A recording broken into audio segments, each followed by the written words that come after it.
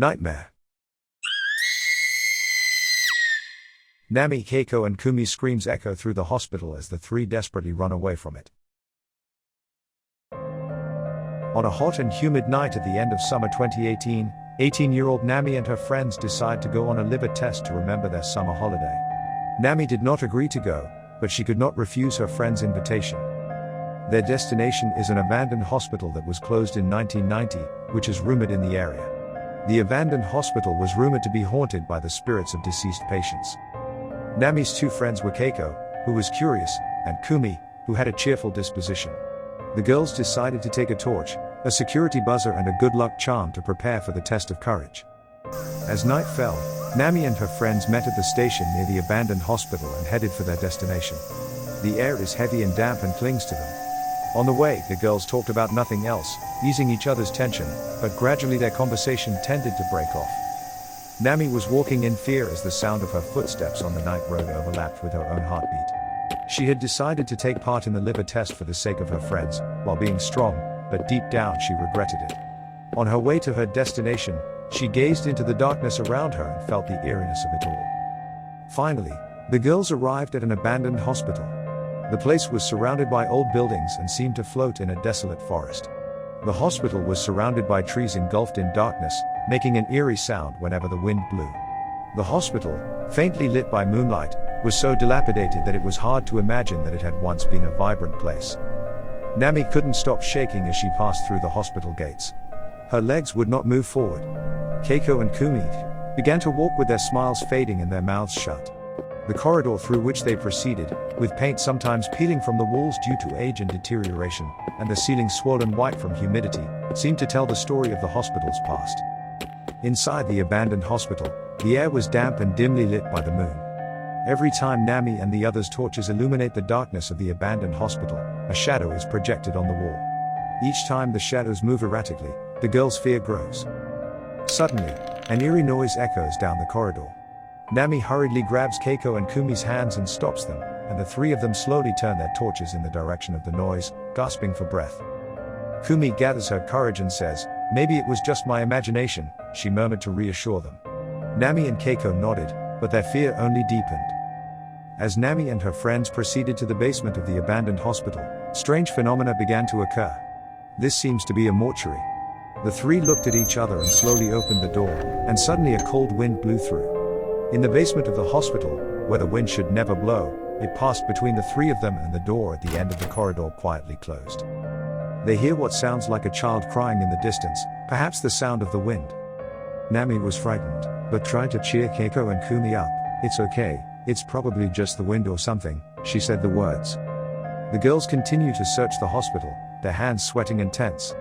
Then Kumi suddenly stopped and whispered, "Hey, I need to go to the toilet," she whispered. Nami and Keiko, puzzled, searched for a nearby toilet. However, after Kumi went into the toilet, she did not come back. Nami and Keiko became worried and called out into the toilet, but there was no answer. Finally, Keiko gathered her courage and stepped into the toilet. Kumi is not there. The toilet was a mess, as if it had been ransacked cruelly, and only Kumi's amulet had fallen at her feet. Nami was overcome with despair and burst into tears. "I can't do this anymore. Let's go home," Nami mumbled in a shaking voice as she grabbed Keiko's arm and seemed to disappear. Keiko, too, in a trembling voice, said, "No, we can't. I have to find Kumi," she replies. The girls held hands tightly and searched the hospital again for the missing Kumi. When they had walked for a while, they asked, "Where did Kumi go?" She spoke to Keiko, making her voice cheerful. But there was no response. Nami felt a strange feeling in her hand.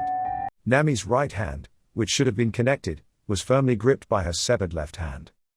Panicking, Nami screamed and threw her hand away. She crouched down on the spot and cried loudly. I wondered if I should just go home. But she believed that surely they would both still be in the hospital, and decided to go deeper into the hospital alone. The air was damp and filled with abandoned clinic rooms and wards, where the history of the hospital seemed to be etched in her feet. Only the sound of her footsteps echoed through the hospital. Nami clutched the torch with her own trembling hands and made her way through the darkness. Her fear mingled with the grief of losing her friend and became a piercing pain in her chest. Nami stepped deeper into the operating theater. At that moment, the air changed and a heavy, clinging atmosphere enveloped her. She could feel eyes on her. The operating table was still stained with black stains and old medical instruments were scattered haphazardly. She looks around the room gingerly, trembling with fear but determined to find her friend. Then, she is suddenly hit by a sensation of a grip on her leg. Nami hurriedly turns the torch to her feet. Unable to scream, Nami stares at it, frozen in fear. There, something with a frightening face she had never seen before was gripping her leg. Its face was distorted and it seemed to have no eyes. It gripped Nami's leg tightly and tried to pull her closer. Nami gathered her strength and tried to pull her leg out to escape it. But the force of it was so strong that she could not escape. Nami tears up and mutters an apology to her friend. "I'm sorry." At that moment, Nami's consciousness fades away. She falls into unconsciousness. The next morning, Nami regains consciousness near the entrance to the abandoned hospital. Her mind was confused and her memories were blurred by fear. However, driven by a sense of duty to find her friends, she steps inside the hospital again. The corridor in front of the operating theater in the basement, where no sunlight had reached, had exactly the same bizarre atmosphere as last night. When Nami entered the operating theater again, she found Keiko and Kumi there. When the girls find Nami, they cry tears of relief and hug each other. Relieved, the three of them turn around to go home together and see the same thing that was in the operating theater last night. Slowly but surely it approached the three of them. The three could not escape it. The next morning, Nami regained consciousness near the entrance to the abandoned hospital.